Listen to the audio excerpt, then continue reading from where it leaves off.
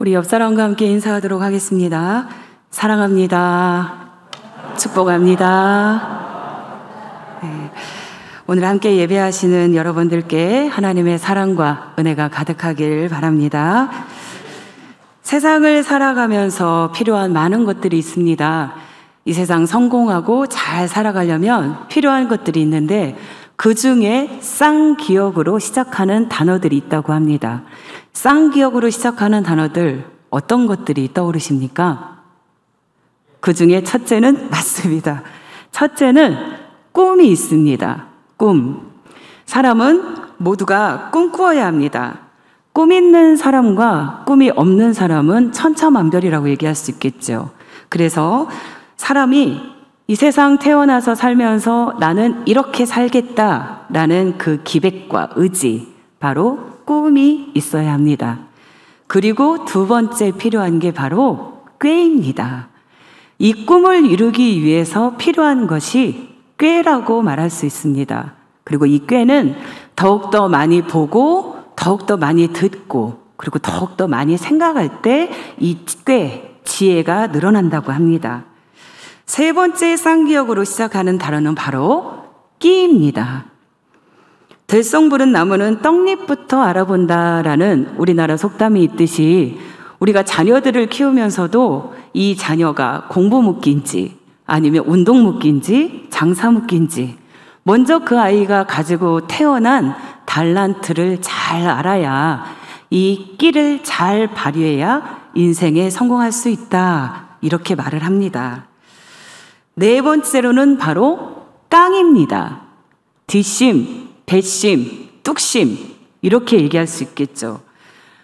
남자분들 많이 하는 얘기가 한 번 칼을 빼면 무라도 자른다, 이런 기백과 결단을 나타낸다고 말할 수 있습니다. 그렇다면 다섯 번째 쌍기역으로 시작하는 단어 바로 꼴입니다. 모양을 나타내겠죠. 신원서판이라는 말이 있습니다. 그 사람의 모양과 꼴을 보고 그 사람의 생김, 생각, 글씨까지도 알아차릴 수 있다, 이런 사자성어입니다. 보기 좋은 떡이 먹기도 좋고 이왕이면 다홍치마, 겉모양도 좋아야 된다. 그래서 요즘 음식에는 데코레이션이라는 말이 유행하기도 합니다. 여섯 번째 쌍기역으로 시작하는 말은 바로 끈입니다. 끈. 학연, 지연, 혈연 이런 인맥들을 말하는데 좋은 학교에 가고 싶고 좋은 친구 만나고 싶고 좋은 선생님 만나고 싶은 건 어느 누구나 바랄 수 없는 큰 기대와 큰 희망일 것입니다. 우리 대한민국의 강남구 어머니들이 자꾸 그쪽으로 아이들을 학교를 보내려고 하는 이유는 그와 비슷한 부류의 아이들을 친구로 만들어줄 수 있기 때문에 학구열이 지나친데도 학연, 지연, 혈연을 맺어줄 수 있기 때문이겠죠. 그렇다면 이 6가지 쌍기역 중에 우리 성도님들은 어떤 게 가장 중요하다고 생각하십니까? 우리 옆 사람과 한번 얘기해 볼까요? 어떤 게 가장 중요하게 생각하실지. 오늘은 다 중요하겠지만 이 6가지 쌍기역 중에서 마지막 말씀드렸던 끈에 대해서 하나님의 말씀을 묵상하고자 합니다. 그 많은 끈 중에서도 최고의 끈은, 아주 길고 질기고 굵어야 되는 끈은 바로 나와 하나님 아버지와의 끈임을 잊지 마시기 바랍니다. 그때마다 유행되는 단어들이 있습니다. 요즘 유행하는 언어 중에 소통이라는 말이 있죠. 머리에 피가 소통되지 않으면 뇌경색에 걸리게 됩니다. 우리 몸에 피가 돌지 않으면 중풍이 오게 되죠. 심장까지 피가 돌지 않으면 심근경색에 걸리게 됩니다. 이렇게 우리 몸에 피가 돌지 않으면 경색증에 걸리게 되는 건데, 몸에만 피가 소통하지 않아서 병에 걸리는 것이 아니라 사람과 사람과의 인간관계도 마찬가지고 영적인 관계도 마찬가지인 것입니다. 인간관계가 소통되지 않으면 바로 관계경색증에 걸리게 되고, 나와 하나님과 소통되지 않으면 영적인 경색증에 걸리게 됩니다. 우리가 신앙생활 하면서 헌신, 열정, 섬김 다 중요하지만 이걸 다 수행하려면 먼저 이루어져야 할 것이 바로 소통입니다. 그 사람과 나와의 말이 통해야 되고 생각이 통해야 되고 마음이 먼저 통해야 되겠죠.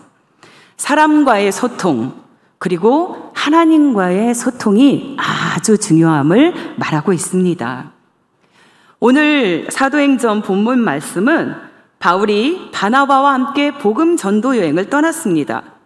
그때 청년 마가가 동행하게 되었는데 이 청년 마가는 터키 밤빌리아까지는 잘 갔습니다. 그런데 어찌된 일인지 도중에 포기하고 말았습니다. 이 같이 갔던 전도 여행을 포기하고 중간에 예루살렘으로 돌아가 버렸습니다. 그 두 번째 전도 여행을 떠나려고 할 때 바울과 바나바 사이에서 있었던 갈등을 오늘 본문 말씀에서 나타내고 있습니다. 바울과 바나바는 둘도 없는 사이였습니다. 절친이었고 아주 소통이 잘 되는 사이였습니다. 그런데 이 둘이 마가로 인하여 소통이 막히기 시작한 것입니다. 바울이 오늘 바나바에게 말했습니다. 36절에 바울이 이렇게 말합니다. 우리가 주의 말씀을 전한 각 성으로 다시 가서 형제들이 어떠한가 방문하자. 그때 바나바가 마가도 데리고 가자. 이렇게 얘기를 했습니다. 그런데 바울이 결사 반대하는 겁니다. 38절에 말합니다. 우리를 떠나 함께 일하러 가지 아니한 자를 데리고 가는 것이 옳지 않다. 절친했던 바울과 바나바가 마가로 인해서 데리고 가느냐 마느냐의 문제로 서로 싸우게 됩니다. 급기야 39절에 이렇게 말합니다. 서로 심히 다투어 피차 갈라서니. 드디어 소통이 완전히 막히고 말았습니다. 바울과 바나바 사이에 대화 경색증이 일어나 버린 것입니다. 대화 경색증, 우리가 일상생활에서도 조직에서도 교회에서도 또한 가정에서도 많이 겪지 않습니까? 당신하고는 말이 안 통해. 엄마하고는 말이 안 통해. 이런 양상으로 대화에서도 가정에서도 서로 소통되지 않고 있음을 대화의 부재를 나타내는 경우가 많이 있습니다. 근데 우리가 이렇게 싸우는 이유나 갈등의 이유를 들어보면 대부분 어떤 이유로 많이 갈등을 일으키십니까? 이게 큰 문제, 국가적 이념이나 정치적 신념으로 갈등을 일으키는 경우는 대부분 없죠. 조그만한 일, 저는 아들하고 좀 많이 싸우는 게 양말을 왜 뒤집어서 세탁기에 넣느냐, 왜 썼던 물건 제자리에 안 넣느냐. 우리가 서로 마음을 알아주지 않고 서로 그 마음을 얘기하지 않았기 때문에 오해를 사서 갈등을 일으키는 경우가 대부분 많습니다. 결국 바나바는 화가 나서 자기 생질인 마가를 데리고 구브로로 떠났습니다.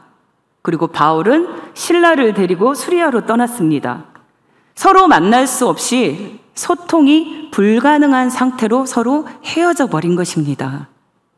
이렇게 좋았던 사이도 서로 통하지 않아서 피차 갈라서게 되는데 이렇게 중요한 소통 잘하려면 어떻게 해야 할까요? 오늘 본문 말씀에서 말해주고 있습니다. 소통을 잘할 수 있는 첫 번째 비결은 바로 만남입니다. 자주 만나야 합니다. Out of sight, out of mind. 서로 자주 만나야지 몸이 멀어지면 마음까지도 멀어진다는 말입니다. 우리가 지난 근 3년간 코로나 팬데믹으로 인해서 대면 예배도 소홀해지고 뜸해진 것도 사실이죠. 교회에 뜸해지다 보면, 예배드리는 일에 뜸해지다 보면 그 마음도 뜸해지기 마련입니다. 우리 교회가 어떻게 되어가는지, 비가 와서 새지는 않은지, 이 뜨거운데 어떻게 녹아들지는 않는지 자주 와봐야, 자주 관심을 가져야 내 마음도 그곳에 가게 되는 것입니다. 사람도 마찬가지겠죠.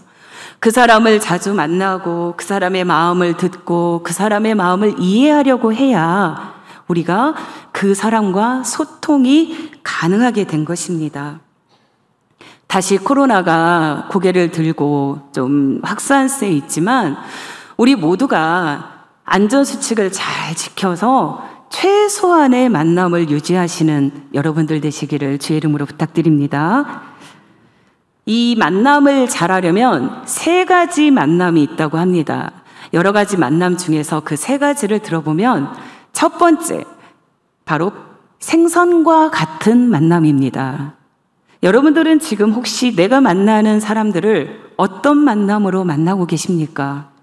생선과 같은 만남은 만나면 만날수록 비린내가 묻어나는 만남.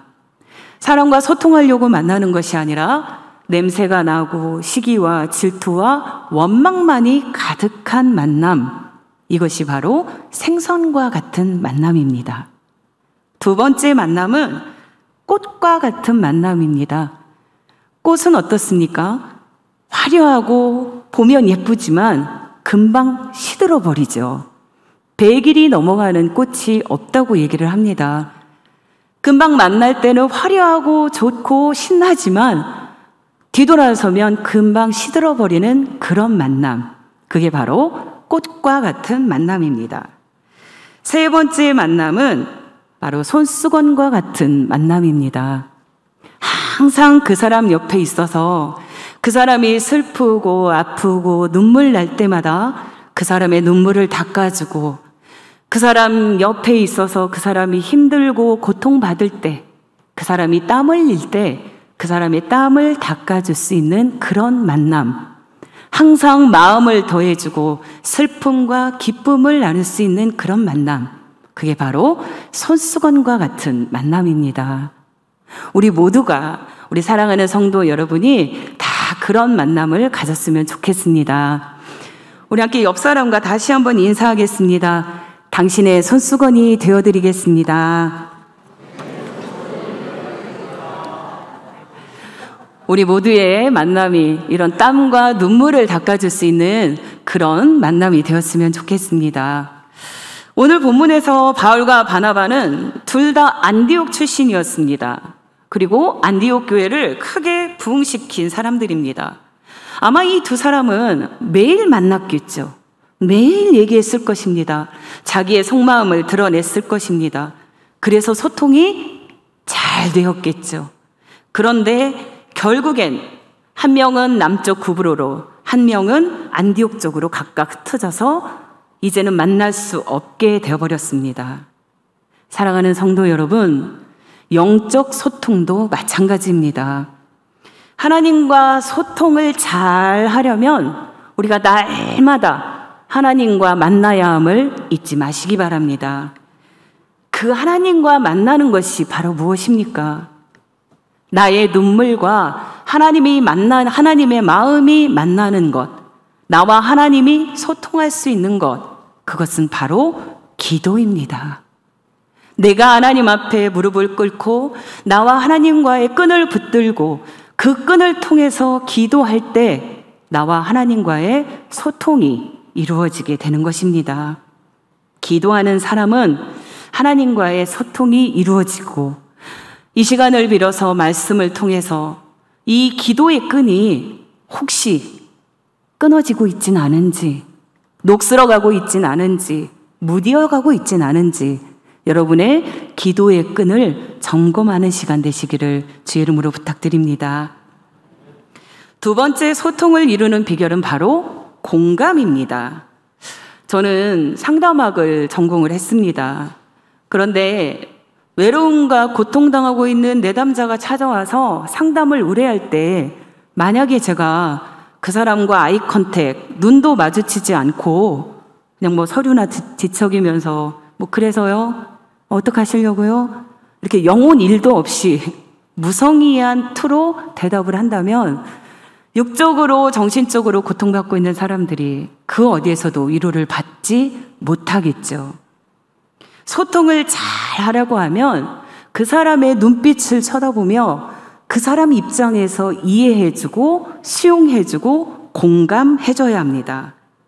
그것을 바로 경청이라고 하는데, 이 경청이라는 말은 듣는다라는 말 이외에 그 사람의 마음의 소리를 듣는다, 이런 뜻을 가지고 있습니다. 사람의 말을 그냥 소리로만 듣는 것이 아니라 그 사람이 말할 때 그 마음 속에 어떤 마음이 있는지, 그 사람의 감정은 어떠한지까지 읽어내는 것, 이것을 경청이라고 합니다. 그래서 우리가 소통을 잘 하려고 하면 상대방과 얘기하면서 그 사람의 이야기를 잘 듣고 그 말을 할 때의 느낌과 감정이 어땠을 것이라는 것까지 알아차리는 것, 이게 바로 경청입니다. 상대방과 대화할 때는 1, 2, 3 법칙이 있는데, 한 번 말하고 2번 듣고 3번 맞장구 쳐줘라. 우리가 상대방을 만나면서, 타인을 만나면서 혹시 어떤 대화의 습관이 있습니까? 내가 내 말을 너무나 많이 하진 않습니까? 상대방의 이야기를 하려고 할 때 귀를 닫고 그 사람 이야기를 들으려고 하지는 않습니까?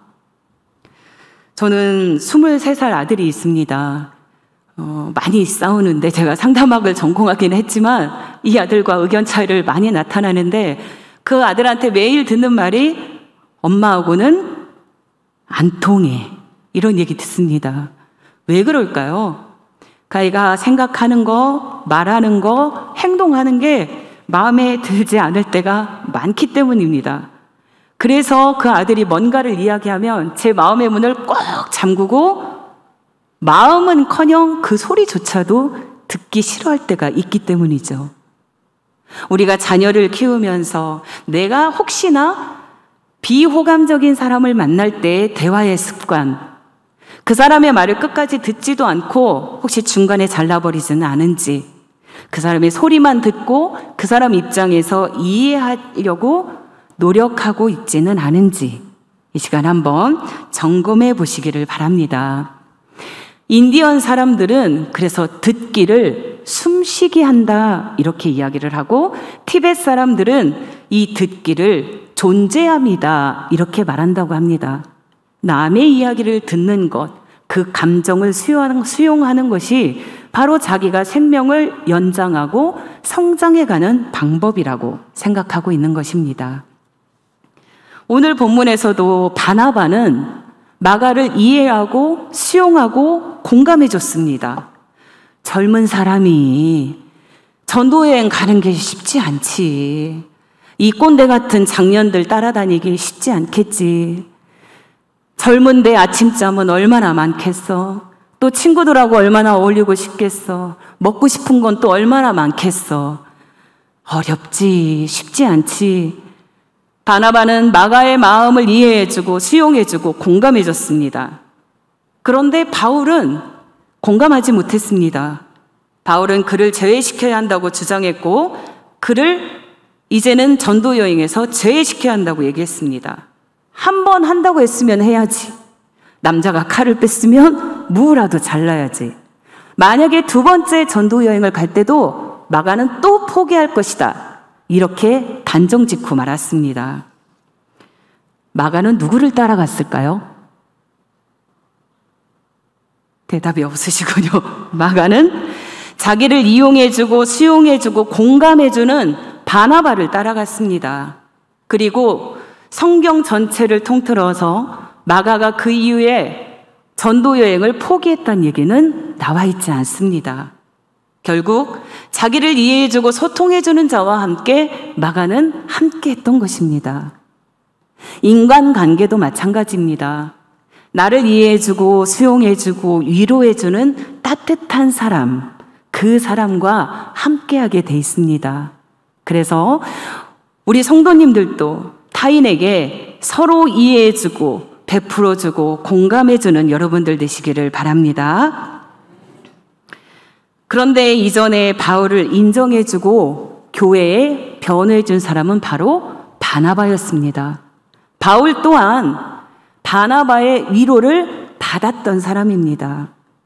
우리 또한 사랑을 받았지 않습니까? 하나님의 그 크신 사랑을 받았고, 하나님의 위로를 받았고, 하나님의 능력을 받은 사람들입니다. 바울은 마가를 데리고 가자는 것에 반대 의견을 했을 때 자기가 받은 위로를 생각지 못했습니다. 그러나 안디옥 교회에서 제대로 있을 수 있었던 요인은 바로 바울도 바나바의 세움을 받았기 때문이었습니다. 우리가 모두 자기를 알아주며 공감해주는 사람과 소통하게 돼 있습니다. 저 사람의 아픈 부분이 어디인지, 부부와 부부 사이에서도, 부모와 자녀 사이에서도 그 사람의 마음을 들으려고 노력하십시오.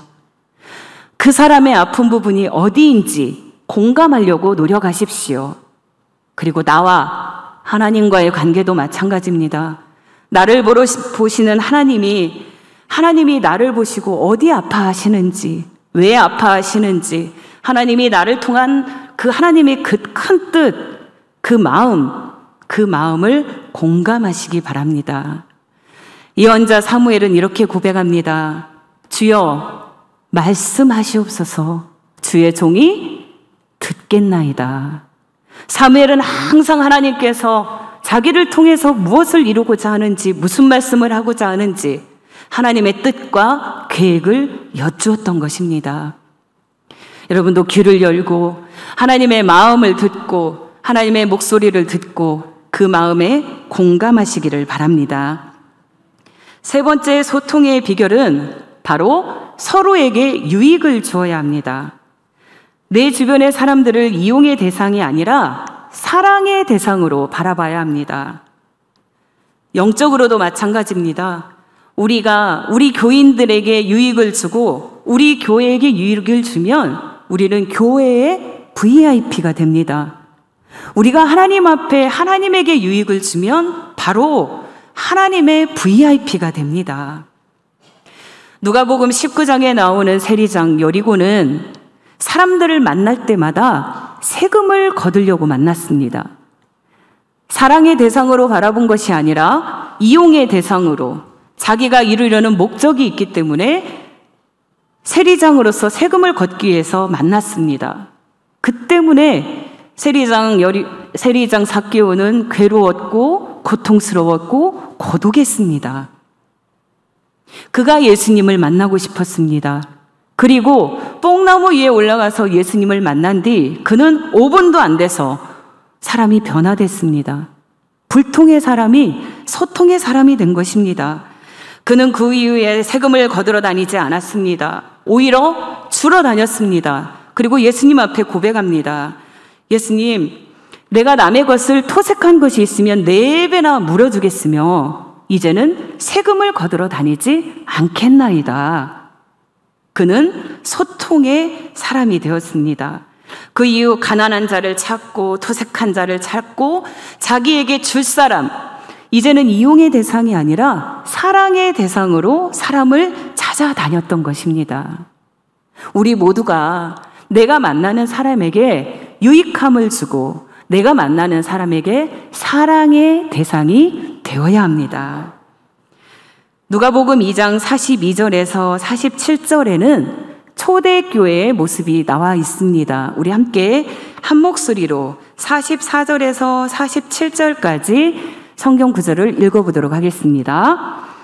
믿는 사람이 다 함께 있어 모든 물건을 서로 통용하고 또 재산과 소유를 팔아 각 사람의 필요를 따라 나눠주며 날마다 마음을 같이하여 성전에 모이기를 힘쓰고 집에서 떡을 떼며 기쁨과 순전한 마음으로 음식을 먹고 하나님을 찬미하며 또 온 백성에게 칭송을 받으니 주께서 구원받는 사람을 날마다 더하게 하시니라. 아멘.